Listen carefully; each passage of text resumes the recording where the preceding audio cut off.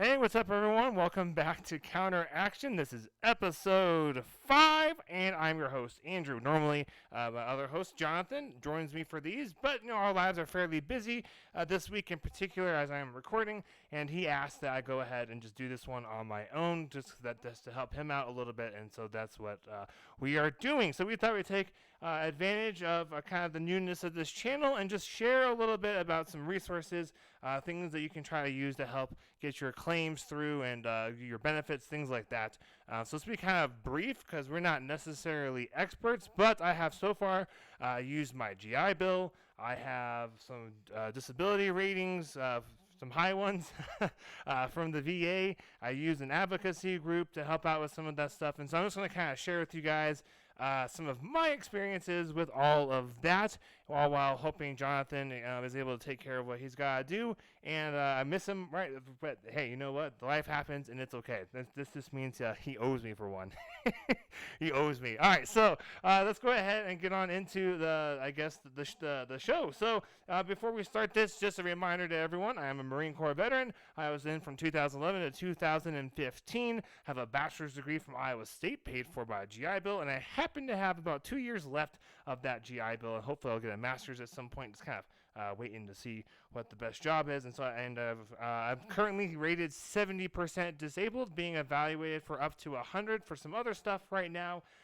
So I feel like I've had quite a bit of experience with using some of these benefits on different ends. I'm married, so I kind of have experienced a little bit like adding dependents and stuff like that. So hopefully I can give you guys some good resources, and maybe this will start kind of like a catalyst for people trying to send in emails just to kind of get some tips and ask us questions so we can try to help. Again, we are not experts. It's like a legal disclaimer. Our experiences may not necessarily be indicative of everyone's experiences. We may have really great ones. We may have a really bad experience. I'm not sure, so I just wanted to throw out there, this is not like illegal, well, this works for me, so it's going to 100% work for you. This is just my experience, I guess, because I'm the one doing the show, and that I will be more than happy to try and help you guys to use the same resources that I use that would hopefully get you all the same result. So this platform for this channel, that purpose is to try and give veterans a platform to share their experiences, good and bad, to have on like spouses, dependents, family members, things like that to share their experiences, because it's more than just the member that has to put in some time and go through some stuff. And the end goal is that we want to make positive change for veterans. We want to challenge stereotypes, and hopefully this will end up one day being a nonprofit where we can help fellow veterans out, maybe lobby for policies, that kind of thing. Who knows? The world is our oyster, so we're going to find out what happens with all of this. So to kick off this whole my experience with the VA thing, I want to kind of tell a little bit of the story. You might be like, starting off like, hey, this doesn't seem horribly relevant, but believe me, it has a good tie-in that I'm really proud of. Okay, so I've talked about before that with jobs and stuff, being a veteran has its own challenges, and currently one of the things I really struggle with is just being able to function at even a moderate level throughout most of the days with working. Of course, there's days where I have absolutely no desire to be there at all, and it takes all of my energy to not unleash perhaps what some would call a stereotypical angry Marine Corps kind of a response. Like, there's been days where I'm like, you know what? I probably shouldn't talk to anybody because I might regret something because I'm kind of in a mood right now. So, obviously that ends up having some kinds of backfiring with things like work. I do my best to not have that kinds of stuff happen.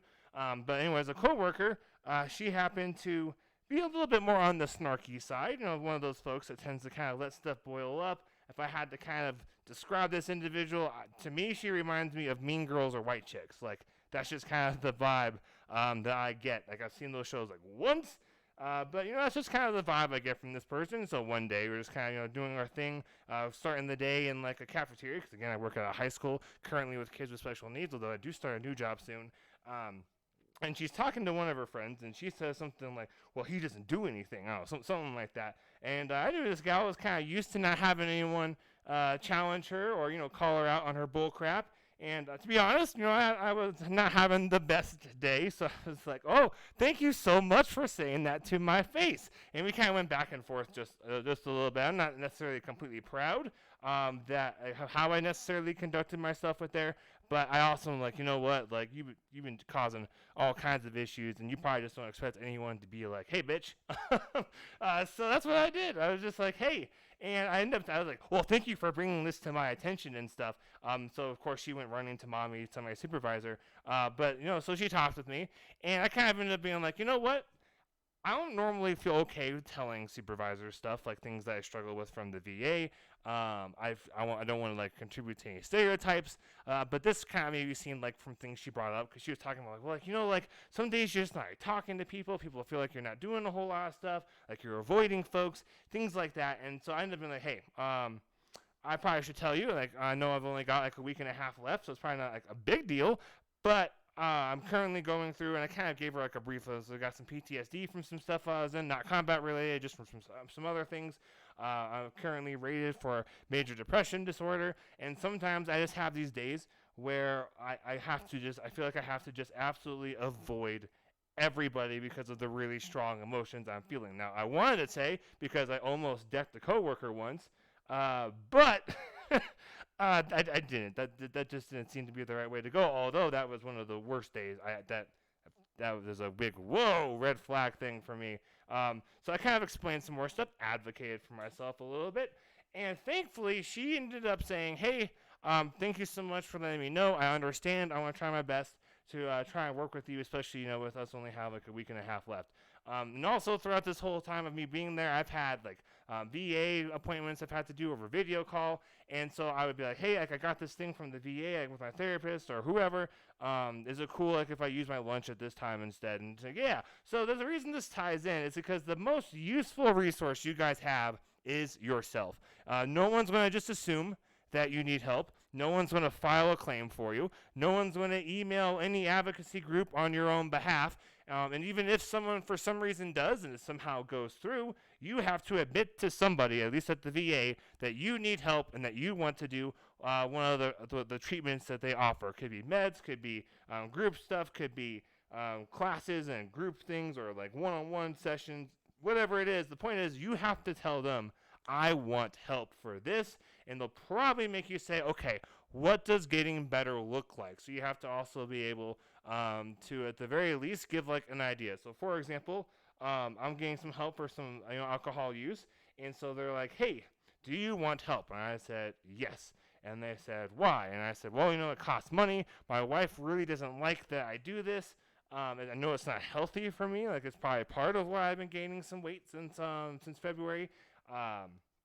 And also, I just think it's just overall better for my life. And they're like, okay, cool. Well, what does getting better to you look like? And I was like, well, how about we have like the first step be, instead of me having the current number of drinks that I usually tend to have per night, I cut that number in about half, as my first goal. So that's just kind of an example for things for you guys. When I'm looking at different like counseling things with my wife and I, they ask the same kinds of questions. So there's a whole slew of things that the VA can at least offer to you, but no one can help you if you don't do some of the stuff yourself. Same thing with work. That's why I thought it'd be a good idea to start the story. One, because it's a positive story that shows a good interaction between myself and an employer. I know those don't necessarily happen very often, at least not in my experience when it comes to veteran stuff. Like I even put in an email to her, like, hey, I really appreciate it. I just want you to know, like, I'm by no means on like the worst end of the spectrum as far as like veterans and struggling with issues. I'm also not like on the easiest end. I usually don't want to say stuff because I'm painfully aware of stereotypes that exist. I really, really don't want anyone in the future to not get hired because you see veteran and you're like, oh my God, I had this veteran once. It was awful. And that's part of why I wanted to explain some stuff too, because I thought, well, hey, maybe this could help a little bit for the next person. And she was really appreciative of it. At least that's how I read it from her email. So if you guys are able to at least tell somebody, you may not have to give them details, right? Like I didn't tell her exactly why. I did mention a little bit with like nightmares, and so some nights I'm like days I'm like just so exhausted. I'm having to spend all my energy just to like stay awake.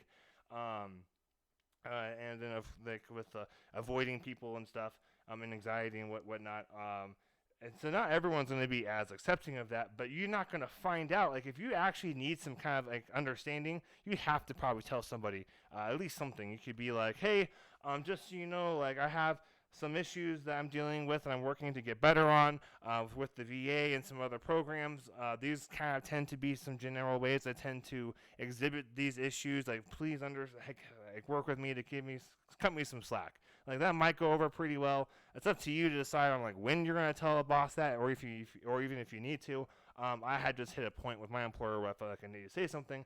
So that's why I wanted to bring that story, because you can help yourself by telling someone at least something at work to give yourself an idea. And also, you have to be down to tell the VA to file that claim, to email that person, to call somebody, to deal with wait lines and getting calls back at horrible hours, stuff like that. It's just part of the game, unfortunately. So that's kind of probably the first big thing for resources, is you have to advocate for yourself. So some of the other stuff that's really, really useful is going to be an advocacy group. Now, I'm sure there's more than one, but my dad happened to work with a Navy veteran, and he was like, hey, like, tell your son about the DAV. I think it's Disabled American Veterans, I think is what it stands for. But anyways, the website's DAV, Delta Alpha Victor, Delta Alpha Victor.org. That's all it is. And you just just email them. You're like, hey, I would like an advocate. They're completely free, by the way. And they go. I think that the DAV.org goes to like their national office, so they'll probably respond back. They might call you, ask you for some information, like what kinds of things are you wanting help with. And they'll probably send you contact information for an office near you. That's at least the process that I went through. I hit the DAV, I sent an email, I got a call and an email back, and they're like, hey, it seems like we got a lot of stuff we can help you out with. Then he sent me an email, the contact for someone near Denver, it happened to be in Golden, and then now they're like, they send me some paperwork, I fill things out, and now they're my advocate. Now, what does that mean? So when you file claims now, you have them listed for the VA as this group that will speak on your behalf, will help with doing whatever it is that they help with. And I don't actually know exactly how they do this, but the general gist is they try to help you get better compensation by getting you more ratings for disabilities through the VA. They'll do things too, like helping you set up with like vocational rehab and all kinds of other stuff. I've only been using the DAV for 3 months, something like that. So like, I'm not like a complete expert in all that they do, but the gist is I know a lot of vets say the VA is very, very difficult to work with and to file claims and such. And the DAV just kind of makes it a little bit easier. They do at least some of that for you. Now, on the other side is you might have more paperwork you have to fill out, because they might know of some forms that you need to fill out that make your claim more likely to get approved or to get higher ratings. They like everything from the VA, every program has a form. Everything does. So just kind of keep that in mind. Like, you're going to probably have to fill out lots of stuff. Now, the good news is the VA does try hard to at least work with folks with a range of technical abilities or lack thereof. You can do some forms online, or actually so far I've been able to do them all online using my computer. If you want to know like how, you just send us an email, counteraction22@gmail.com, or comment down below, and I'll try to explain more. We just want to keep this more about like the actual resources. But they'll also do stuff like mail you the forms with like envelopes, so you can mail them back.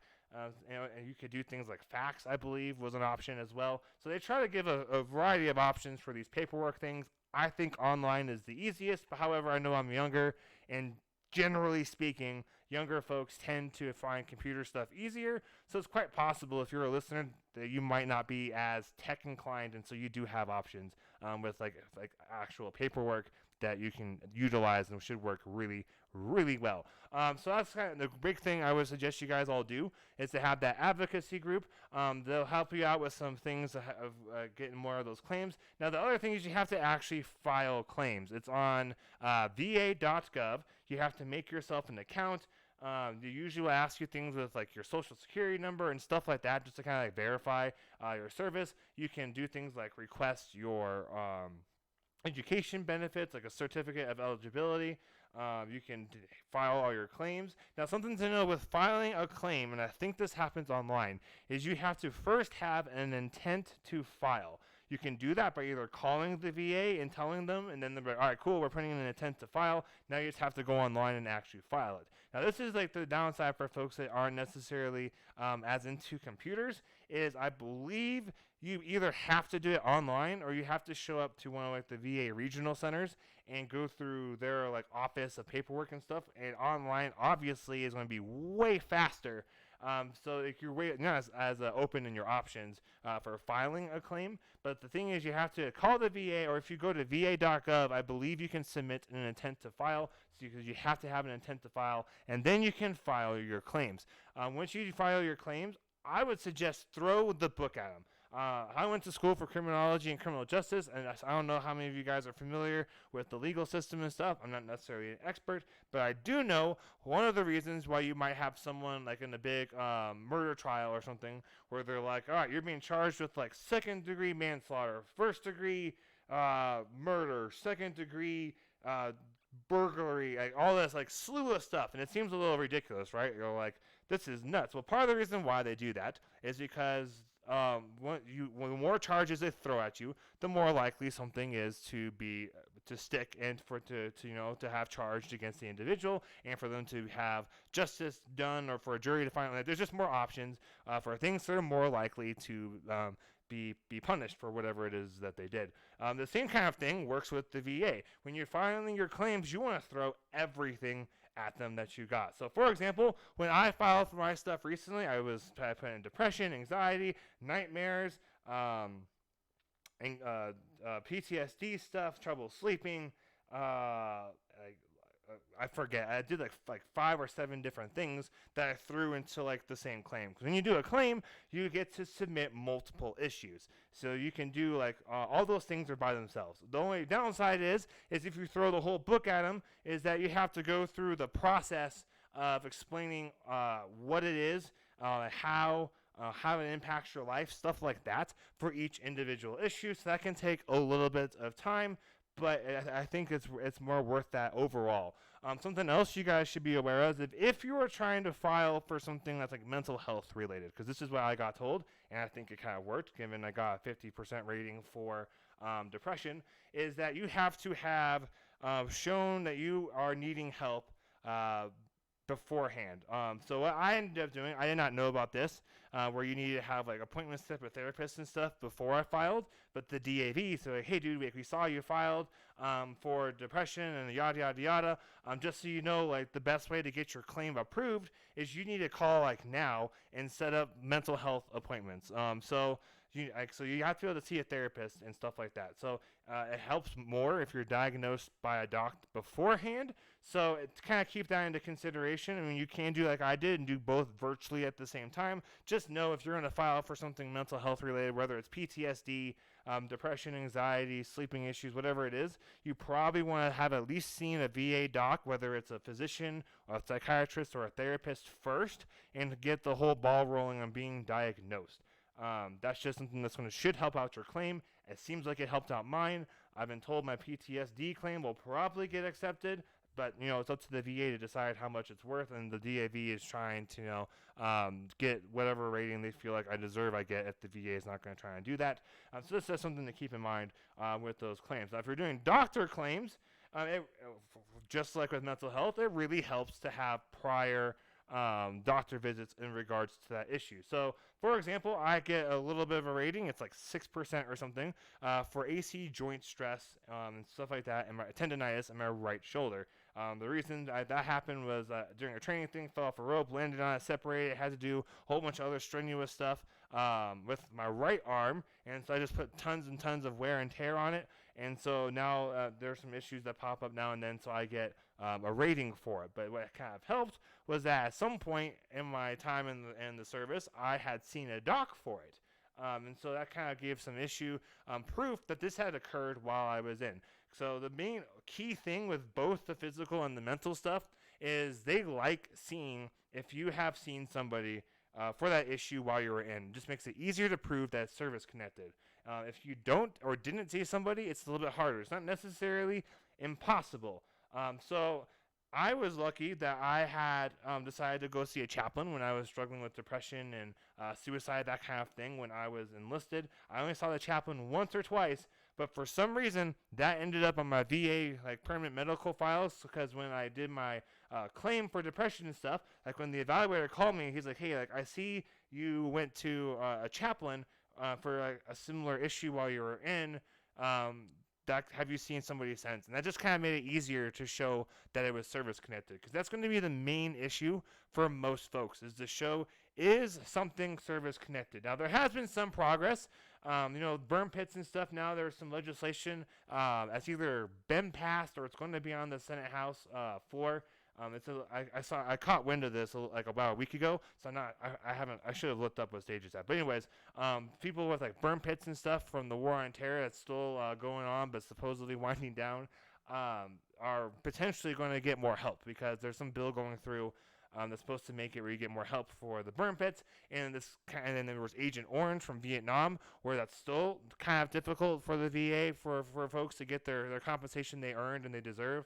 But for a little while, things like Agent Orange and burn pits, the VA was saying, "Hey, that's not service connected," and so folks were not getting their compensation for it. Similar things are happening with folks with like knee and back pain. Like, what 25-year-old has like horrible knees and like excruciating back pain outside the military, and they're like, it's not service connected. So if you're still in and you're watching this, go to the goddamn doctor.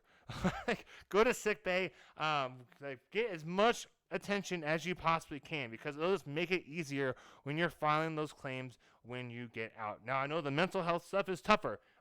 The reason I only went once to a chaplain, maybe it was twice, was because afterwards my unit gave me a whole bunch of shit. They're like, "How dare you miss like an hour of our workday trying to take care of yourself, you piece of crap. What a burden you are." So like, I know it's really difficult to feel like you can go and get that help. But you know what? Especially like if you're like, there's no way in hell I'm staying in, it is so much better to go and get help than it is to deal with something, because then you're more prone to get a compensation later. And also, if you need help, you need help. Like, go get it. It's not worth you risking like being at a high risk of harming yourself because you're worried that someone at work is going to get all pissy at you and make you feel bad for missing work. I've heard horror stories from sailors about like their experiences with getting help and then coming back. So I know that's a struggle, but it's just something unfortunately we gotta do. So that's going to be a big thing, is if you're still in, try and get help. So advocate for yourself, file those claims, make sure you call whatever either the VA or use it online, like create an account and make an attempt to file. Throw the book at them, give them everything you think is wrong with you that is service connected, and go through the process of explaining why, and hopefully have been able to see a doc or start that whole process beforehand, so that way you're more likely to get more of your claims. Now, there's all kinds of other stuff. So the VA got all kinds of things with like house loans. There's obviously the GI Bill. That's a pretty popular one. You get like things like healthcare, and that gets a little bit tricky, right? So if you get labeled certain percentages, you get certain things taken care of. So anything you get a disability rating for, you get free care for life. So if it's like you went deaf from something while you were in and you get a rating for it, you will get free hearing aids and all that stuff for life, which is a huge cost saver for your wallet, on top of getting whatever compensation it is that they rate you at. So something I suggest you guys to do is to call your doctors. Now, from what I can, and ask questions and that kind of thing to find out what actually you do get covered with your rating. So there is one kind of general thing from what I can find, and kind of from asking some other folks too. It's been verified by them, so I'm pretty sure this is right.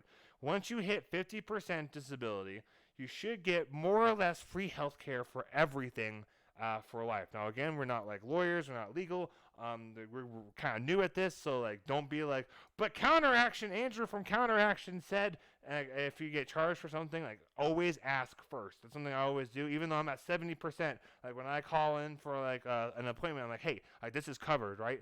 And then they'll be like, yeah, or like, and I go from there. So make sure you ask. And also, something kind of cool that happens at 50%. Is that you are now able to go on military bases with some restriction. I'm not exactly sure how it works, but the gist is you're now allowed to go on bases to take advantage of their PX, which is fantastic. If you're not a military person, you may not be maybe wondering, well, like, why does it matter if you can go to the DoD's version of Walmart? Well, stores on base, gas stations, I think anything that's on base, that's like sells like Walmart gas, whatever that kind of stuff is. I think even food, is sales tax free. So everything's just a little bit cheaper. It might actually cost a little bit less too on these places, but I know for a fact, like, you do not pay sales tax on base, which is really, really nifty to have the option to go on to base if you live close to one. If you don't live close to one, you might want to try and, like, figure out if it makes sense to go to one and take advantage of this. But there are a couple of, at least one thing you should know before you can do this. So you're going to need to get a VA identification card. That will just prove to whoever, the base, anyone else that that you are with like a veteran with the VA and you're on their health cares and all that stuff. I actually need to go about and get mine. That's something I need to do, actually. Then the other thing you have to do is, once you have that VA card, you need to take it to the base, like wherever that main gate is where they take in visitors. You would go to that gate during their operating hours, and then you would go in there and be like, hey, I'm a veteran that's rated at over 50%, whatever you want to tell them, and I would like to apply to get access to base for things like the PX and stuff. The more over 50% you are, the more access and less restricted you are to the base. But since I haven't taken advantage of this, I'm not exactly sure what that means. That's just what I was told by a guy I know who's 100% disabled, was that 50% you get just the stores, and that the higher rating you are, the more access you get to stuff. So I don't know if it's like at 50% you get the gas station, at like 70% you get the electronics store. I don't know. So that's just something else to kind of keep in mind too. So anyways, like, you'll give them their ID, they take some info, I assume they scan it, then you leave, then they call you, contact you in whatever way they do a couple days later, after they've done their background check, and they're like, hey, you're good or you're not good to come on base, and then if you're allowed to come on base, then you can start going and taking advantage of those stores. So that's kind of another cool thing that you get from filing claims. There's, of course, we got like housing stuff. The VA can be really helpful, and I think having an advocate group like the DAV is going to be incredibly useful for almost all of you. There's so much stuff that we all rate that I'm not even aware of. Here's something that I'm trying to take advantage of that kind of surprised me a little bit. My wife has some mental health issues, from that she kind of struggles with, and of course, as I said, I have my own. So sometimes that kind of creates an interesting marital thing where maybe we fight, or I do something, or she does something that kind of just makes it worse, without us necessarily meaning to. And so I was like, hey, I think we should maybe look at doing couples counseling, so that way we can kind of try to figure out how to help each other out like the best, because we both love each other, and sometimes we just piss the hell out of each other, and we do not mean to. I mean, I'm sure sometimes we're like, yeah, take that, you. But, as a whole, we don't mean to. And so I hit up the VA. They're like, yeah, absolutely. So they do referrals and stuff. They've given us some steps for things that we can try to do in order to be eligible now for couples counseling. So I just want to let you guys know, there's lots of stuff more to the VA than just like drug and alcohol rehab kinds of stuff, and then claims. You can, once you got yourself set up there, if you get sick, you could make an appointment with the VA. If depending upon your rating, you could very well get like a cold or have like a fever, has nothing to do with your disability, and go get rating. Or not get rating, but go to the VA and get some help. They might give you meds. Now, if depending upon your rating, you might pay some money for it. So that's, again, just something to kind of keep in mind and maybe ask about. One advantage of this, if you file claims and you do end up being rated high enough, which I think is 50% or higher, you could consider not doing health insurance through your work if you're lucky enough where your job provides that, because I know you sometimes pay a little bit of money each month out of your paycheck, but why do that if you've got the VA, unless you just greatly prefer to have that civilian option? Because maybe you've done some math and you figured out you're going to pay the same amount either way, so it doesn't matter. You prefer whatever care you think is better, but most likely the VA is going to probably be at least cheaper, if not free. So hopefully that kind of helps you guys out with some ways to get some stuff started. If you got more questions on things like how I did what with getting rated for depression and going through the stuff for other issues like anxiety, sleep terrors, things like that. Feel free to email us again, counteraction22@gmail.com. You can always hit us up on Twitter. It's at CounterAction15, or you can just search CounterAction. It's the same logo and stuff it is on all our platforms. Also know we are all over the place. We are on YouTube, Spotify, Amazon, Google. I think Apple is still considering us for approval. Stitcher, Amazon, if I haven't said that one yet. I think there's a couple of other ones. Those are just kind of the main big ones that we're seeing getting views across the internet. So make sure you guys subscribe if you're on YouTube, follow, download, comment, like if that's an option for your platform that you're viewing on. Just do whatever you can to help us out. If you want to be a part of this show and a part of the counteraction for veteran issues, then make sure you guys send us an email or a direct message on Twitter. Just get a hold of us somehow. To let us know, hey, like, I want to share my experience. We'll probably try to ask a couple of questions just to try to narrow down a show to trying to be some kind of like a specific talking point, if that makes sense to do that. But otherwise, we allow everything. You can make up your own name if you don't want people to know your real first name. My real first name happens to be Andrew. We don't mind if you want to have your camera hidden, so that way we don't always see is like your profile logo, which that you make whatever it is, as long as at the very least we're like, yes, that's appropriate and something we're cool with having like an image for with our channel. So like, we try our very best to help folks keep whatever anonymity.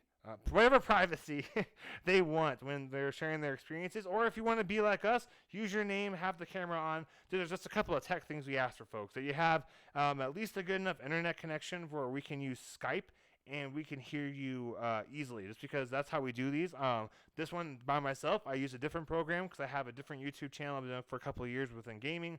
But in general, we use Skype for right now. So you just gotta be able to have a computer or a phone that can handle Skype, and then a good enough internet connection where you can be in there in at least a quiet enough area where it's very easy for everyone to be able to hear you and understand that it's you that's talking. We're not hearing, like, I don't know, a librarian in the background telling someone to shut up, like something like that. So hopefully that gives you guys some help. So don't forget, so the best resources we're covering with this is advocate for yourself. That can be talking to your boss or filing claims, because no one's going to do that kind of stuff for you. Get a hold of the DAV, dav.org, which is Delta Alpha Victor.org.